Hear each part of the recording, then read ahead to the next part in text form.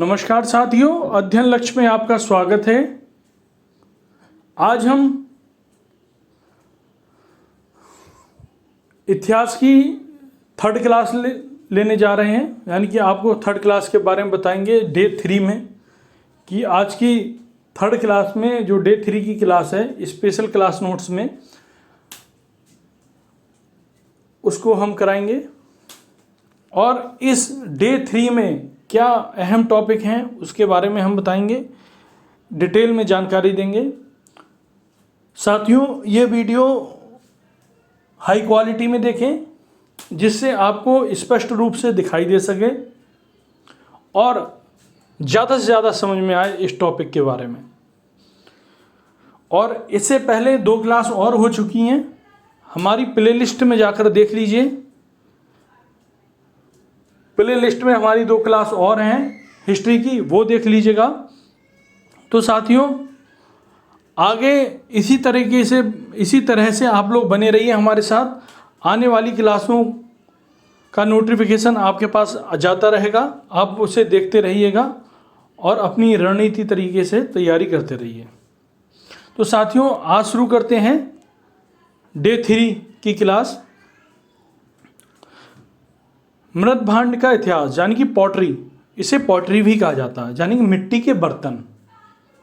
इसके बारे में, इतिहास के बारे में हम जानेंगे। प्राचीन भारत के इतिहास की जानकारी हेतु मृत भांड यानी पॉटरी का अध्ययन महत्वपूर्ण है। खासकर प्रागैतिहासिक और ऐतिहासिक कालों की जानकारी इन्हीं से प्राप्त होती है। यानी कि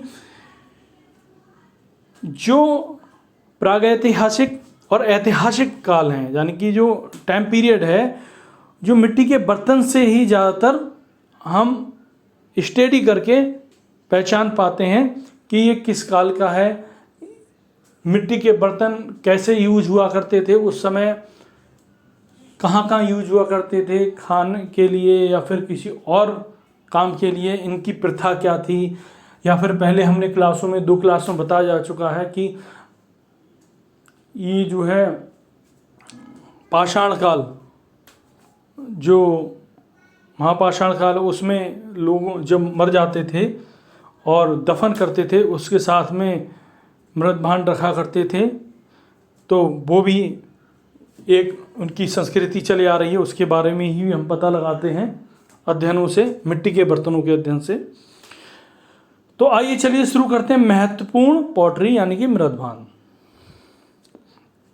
काला और लाल मृत भांड, यह मुख्य रूप से मध्य भारत के माहेश्वर, नबदा टोली, लोथल, रंगपुर और बिहार के सोनपुर क्षेत्र से प्राप्त हुए। लाल और काले मृत भांड, यानी कि रेड कलर के और ब्लैक कलर के पॉटरी, मिट्टी के बर्तन। यह लगभग 2000 ईस्वी पूर्व के लोहे युग से संबंधित हैं। यानी कि 2000 ईस्वी पूर्व के लौह युग से संबंधित है। इन मृत भांडों के, यानी कि इन पॉटरी के अंदर तथा बाहर का ऊपरी भाग काला तथा बाहर का निचला भाग लाल रंग का होता था। गेरुआ यानी कि गैरिक मृत भांड पॉटरी, गंगा क्षेत्र में गेरुए एवं लाल रंग के मृत भांड पॉटरी पाए गए हैं, जो हरिद्वार, बिजनौर, बदायूं से प्राप्त हुए हैं। यानी कि ये बदायूं, बिजनौर और हरिद्वार से प्राप्त हुए। इनका काल लगभग 1200 ईसा पूर्व निर्धारित किया गया है। चित्रित धूसर, यानी कि जिस पर डिजाइन बनाई जाती है, जैसे मटका है उस पर चारों तरफ डिजाइन बना दी जाती है, उसे धूसर मृत भांड, यानी कि चित्रित धूसर मृत भांड, यानी कि जो जिसपे कलाकारी हो, बेल बना दी जाए या फिर कुछ डिजाइन बना दी जाए मिट्टी के बर्तन पर, उसके बारे में बात हुई। ये कांस्य युग से संबंधित इन मृत भांडों का काल 600 ईसा पूर्व माना जाता है। यह राजस्थान, पंजाब, उत्तर प्रदेश से प्राप्त हुए जो चाकों पर बनाए गए थे, यानी कि जो कुमार का चाक होता है उस पर बनाए गए थे। तब चाक डेवलपमेंट हो गया होता चाक का, कांस्य युग में, जो बाद में आया था। अब देखिए उत्तरी कला पॉलिशदार मृदभांड, यानी कि NBPW, इसे NBPW भी कहा जाता है शॉर्ट में।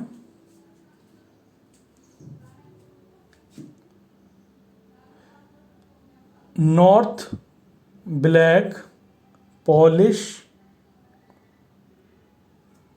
और वेयर W का वेयर भी हो सकता है या फिर पॉटरी के नाम से जान लीजिए।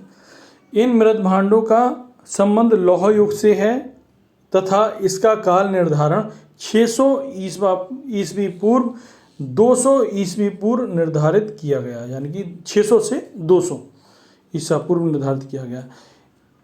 ये पेशावर, तक्षशिला, अमरावती, बानगढ़, शिशुपालगढ़, नासिक से प्राप्त हुए। पॉलिशदार जो पॉटरी थी, जैसे मिट्टी के बर्तन पॉलिश कर दीजिए वो। दांतेदार पहिए से चित्रित मृदभांड बंगाल तथा दक्षिण भारत से प्राप्त इन मृदभांडों का काल 200 ईस्वी तक माना गया। यानी कि देखिए अब ये कहाँ कहाँ से कितने कितने काल के हैं ये हमने पता लगा दिया केवल पॉटरी से। तो इसी के बारे में पहले बताया जा चुका है। इनसे समय की किस समय पाए जाते हैं उससे अध्ययन किया जा सकता है, इन पॉटरी से अध्ययन किया जा सकता है उनके कालों के बारे में, यानी कि जो समय, जो प्रागैतिहासिक काल और ऐतिहासिक काल के बारे में स्टडी की जा सकती है पॉटरी से। तो उसी के बारे में बताया जा चुका है। आगे चलते हैं। अब देखिए इसके अन्य बिंदु, यानी कि अन्य जो पॉइंट हैं वो देखिए। नवपाषाण काल में मृदभांडों के अवशेष 5000 ईसा पूर्व के आसपास मिलने लगते हैं तथा इसका प्रमुख क्षेत्र मेहरगढ़, उत्तर प्रदेश के क्षेत्र में बुर्ज होम और गुफ्फकराल से भी मृदभांड प्राप्त हुए। पश्चिम पूर्वी एवं मध्य भारत में फैली ताम्रपाषाणिक संस्कृतियों में लाल स्तर पर काले रंग से चित्रित मृदभांडों का प्रयोग होता था। सिंधु सभ्यता के मृदभांड चमकीले, गहरे लाल रंग और अच्छे से पके होते थे। ये चित्रित एवं सादे दोनों प्रकार के हुआ करते थे। सिंधु सभ्यता के चमकीले, गहरे, लाल और अच्छे पके हुए होते थे। चित्रित एवं सादे दोनों प्रकार के होते, यानी कि बिना चित्र कलाकारी के या फिर बिल्कुल सादा हुआ करते थे।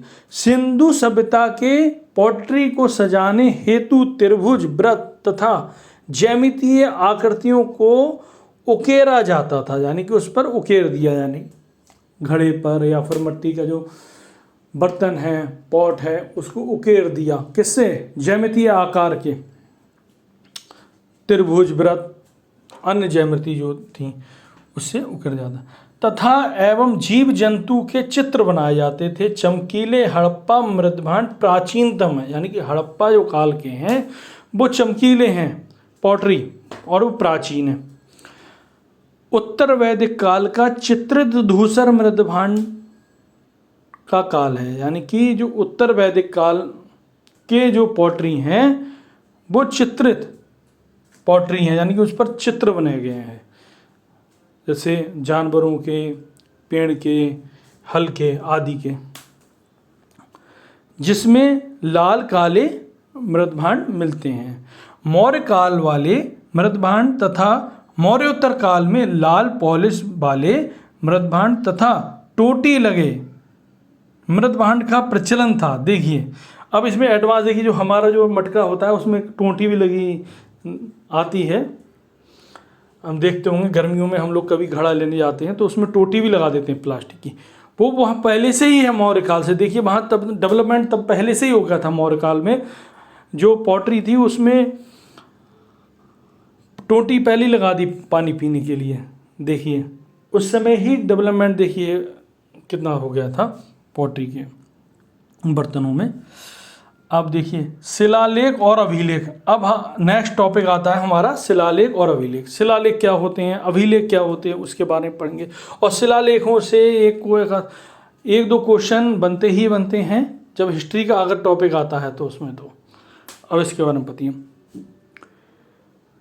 बोगा जाकोई अभिलेख, मितन्नी अभिलेख, जिसे मितन्नी अभिलेख भी कहा जाता है, 1400 ईसा पूर्व या ईसवी पूर्व एक लेख में वैदिक देवताओं इंद्र, मित्र, वरुण और नासात्य को उद्धत किया गया है। यहाँ अश्विन को नासात्य कहा गया है।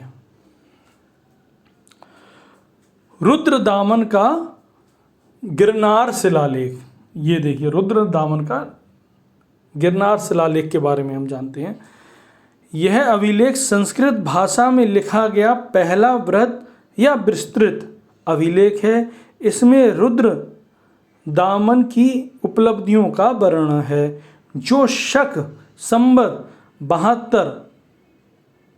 72 यानी कि 150 से 51 ईस्वी का है।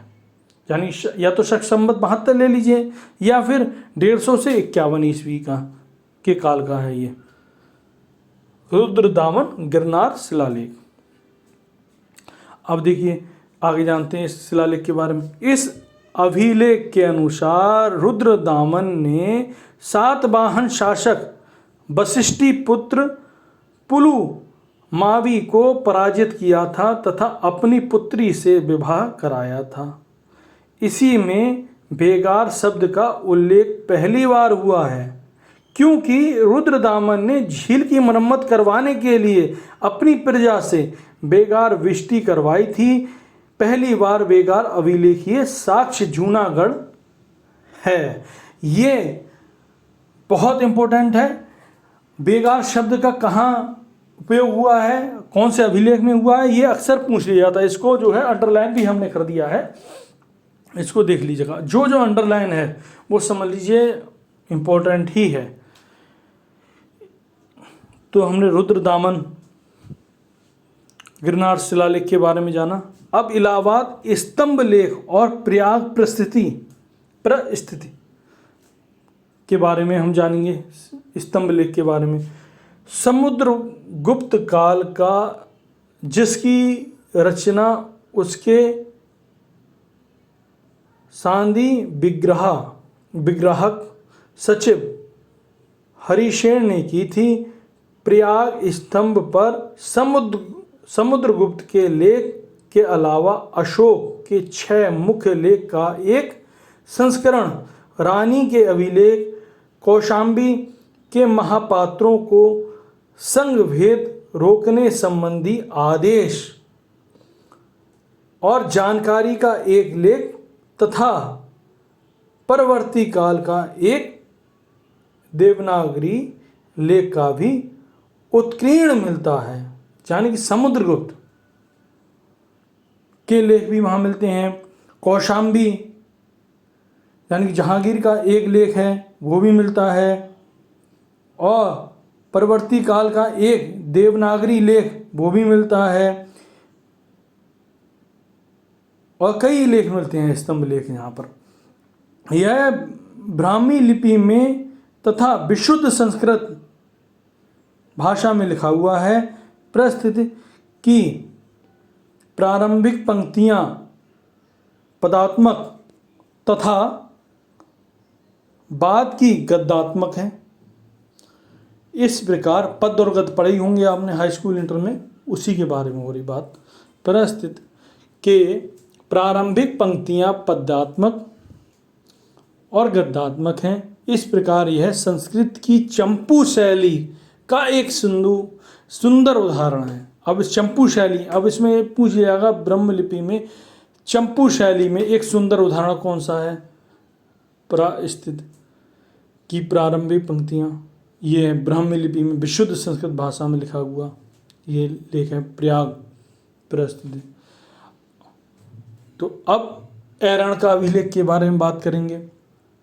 इस अभिलेख को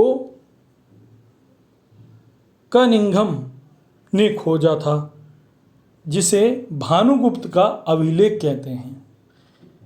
इससे सती प्रथा के बारे में जानकारी मिलती है, क्योंकि गोपराज की पत्नी यहाँ सती हो गई थी। देखिए, इन अभिलेखों से ये भी जानकारी मिल जाती है। ऐरण का अभिलेख, अगर ऐरण के अभिलेख के अगर बारे में अगर कोई पूछता है, इसमें मोस्ट भी लिखा हुआ है, देखिए ये अंडरलाइन और मोस्ट भी कर दिया है।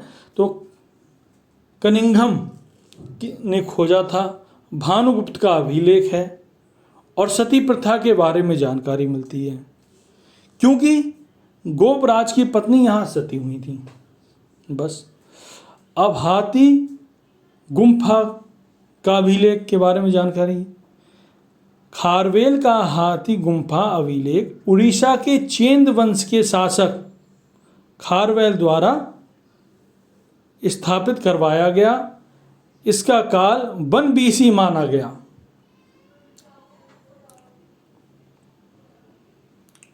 अब देखिए, उड़ीसा की वर्तमान राजधानी भुवनेश्वर के समीप खंडगिरी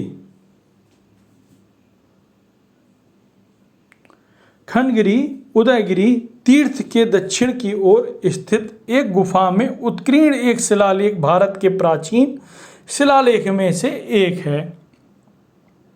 भारतीय इतिहास, काल निर्धारण एवं ईसा पूर्व की घटनाओं के विश्लेषण की दृष्टि से इसका विशेष महत्व है। हाथी गुम्फा का अभिलेख किया जो है, इसीलिए महत्वपूर्ण है, विशेष महत्व है। यह अभिलेख भारत का पहला प्रस्थित अभिलेख है। इसमें पहली बार महाराजा शब्द का उल्लेख हुआ है। देखिए, इसमें हाथी गुम्फा अभिलेख में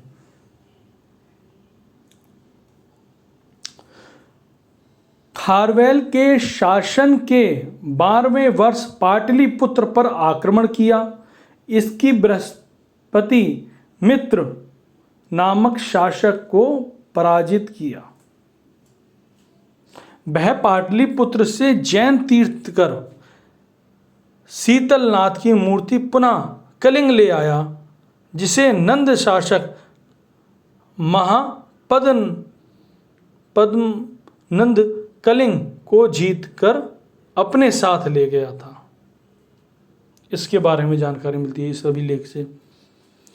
इस अभिलेख के अनुसार खारवेल ने शासन के 5वें वर्ष सिंचाई के लिए महापद्मनंद द्वारा निर्मित नहर का विस्तार तनसुली से कलिंग तक करवाया। अब देखिए, ये भी नहर का निर्माण भी अगर कोई पूछ ले कहाँ से मिलता है, किस अभिलेख से मिलता है, वो भी आपको बताना इसमें मालूम पड़ गया आपको। अब देखिए, गौतमी बलश्री के नासिक अभिलेख, इसके बारे में जाएंगे। गौतमी पुत्र सातकर्णी की उपलब्धियों का वर्णन गौतमी बलश्री के नासिक अभिलेख में मिलता है।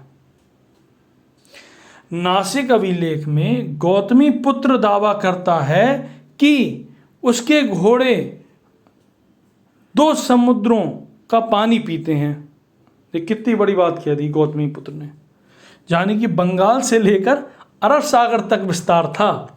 इन 2 शब्दों में उसने कह दिया, हमारा जो विस्तार है हमारे साम्राज्य का, वो बंगाल से लेकर अरब सागर तक विस्तार है।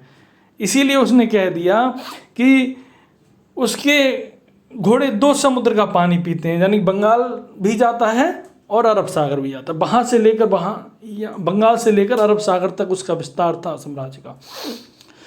गौतमी पुत्र सातकर्णी के 3 अभिलेख प्राप्त हुए, 2 नासिक से तथा 1 कारले से। नासिक का पहला लेख उसके शासन काल के 18वें तथा दूसरा 24वें वर्ष का है। नासिक से 2 अभिलेख प्राप्त हुए, कौन कौन से? एक 18वें वर्ष के काल का है और दूसरा 24वें वर्ष के काल का है। गौतमी पुत्र सातकर्णी को नासिक परिस्थिति में वेदों का आश्रय आगमन निलय तथा अद्वितीय ब्राह्मण एक ब्राह्मण कहा जा गया है, उसे द्विजों तथा द्विजतर जातियों के कुलों का वर्धन करने वाला द्विजावर कुटुंब विविधन कहा गया। गौतमी के बलश्री के नासिक के अभिलेख ये बहुत इम्पोर्टेंट हैं, इसको देख लीजिएगा, नोट कर लीजिएगा और याद रखिएगा। अशोक के अभिलेख ये भी बहुत इम्पोर्टेंट है, ये भी देख। अभिलेख तो बनते ही बनते हैं हर क्वेश्चन में, अगर हिस्ट्री से आता है तो एक दो क्वेश्चन आ ही जाते हैं।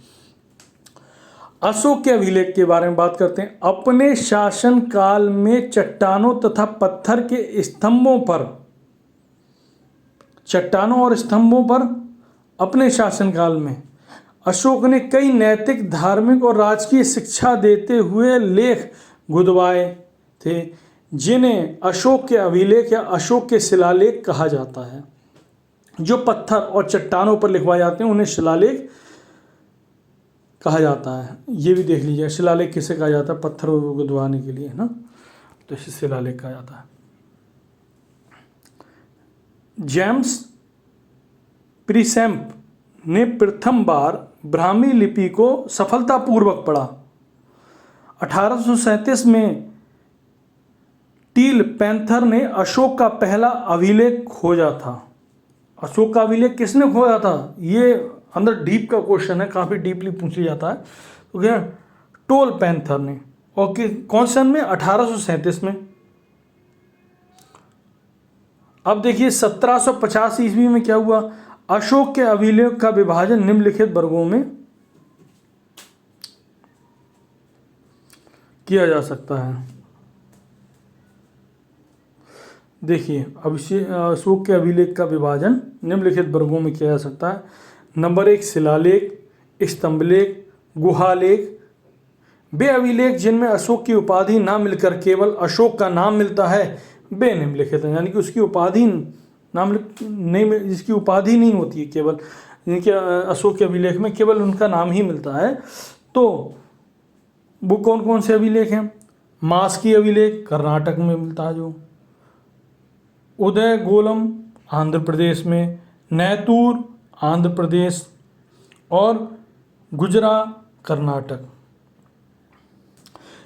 शिलालेखों और स्तंभ लेखों को 2 उपश्रेणियों में रखा गया है। 14 शिलालेख कौन कौन से हैं? ये शिलालेख शाहबाजगढ़ी, मानसेरा, कालसी, गिरनार, सोपरा, धौली, जौगढ़ में मिले हैं, जिसे लघु शिलालेख कहा जाता है। इस प्रकार के शिलालेख रूपनाथ, सासाराम, बैराट, मास्की, सिद्धपुर, जातिंग रामेश्वरम, जिसे जातिंग रामेश्वरम भी कहा जाता है, और ब्रह्मगिरी में भी पाए गए हैं।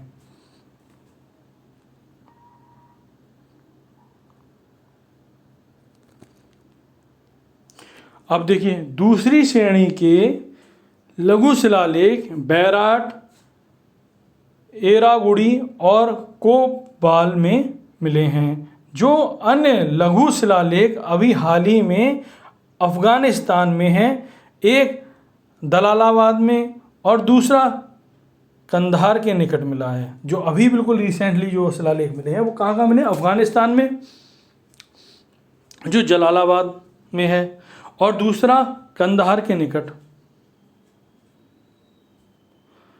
इसके अलावा 7 लेख स्तंभों पर उत्कीर्ण हैं, जिसके कारण वह स्तंभ लेख के नाम से प्रसिद्ध हैं। यानी इसके अलावा 7 जो लेख स्तंभों पर उत्कीर्ण है, यानी स्तंभों पर जो लिखे हुए हैं लेख, वो क्या हैं?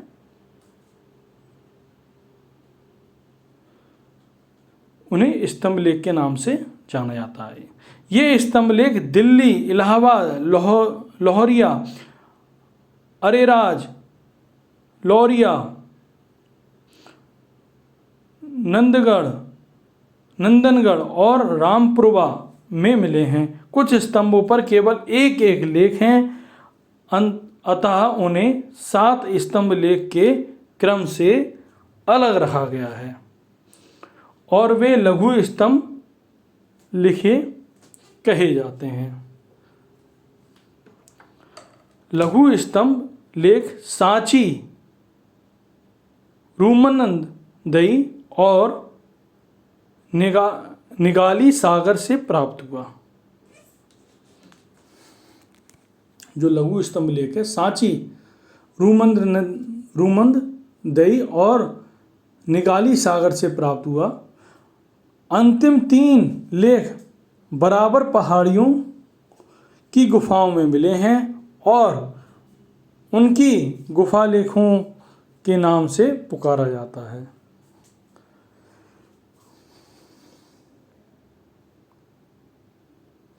तो साथियों, आज हमने अभिलेख और शिलालेख के बारे में जाना और पॉटरी के बारे में जाना। ये आज का मुख्य टॉपिक थे, इसके बारे में जाना। तो साथियों, आज के 2 बहुत महत्वपूर्ण टॉपिक थे जिनके बारे में हमें जानकारी मिली। तो ऐसे ही आने वाली जो क्लास हैं उनमें महत्वपूर्ण टॉपिक के बारे में हम जानेंगे। तो लगातार वीडियो को देखते रहिए आप लोग और अपने टॉपिक क्लियर करते रहिए। साथियों, आपसे मैं ये कहता हूँ, ये वीडियो ज़्यादा से ज़्यादा लोगों को शेयर करें ताकि जो एस्पिरेंट हैं उनको इन टॉपिक के बारे में जानकारी हो और अच्छे से समझ में आए। और आशा करता हूँ आपसे ये वीडियो ज़्यादा से ज़्यादा लोगों को शेयर करेंगे, सब्सक्राइब करेंगे और लाइक करेंगे। और आने वाली जो क्लास हैं उनके बारे में आपको नोटिफिकेशन मिलता रहेगा और हमारे चैनल को सब्सक्राइब कर लीजिए जिससे आने वाली जो क्लास हैं उनका नोटिफिकेशन मिलते रहे और आप एक भी क्लास को मिस नहीं करें। धन्यवाद साथियों। जय हिंद, जय भारत।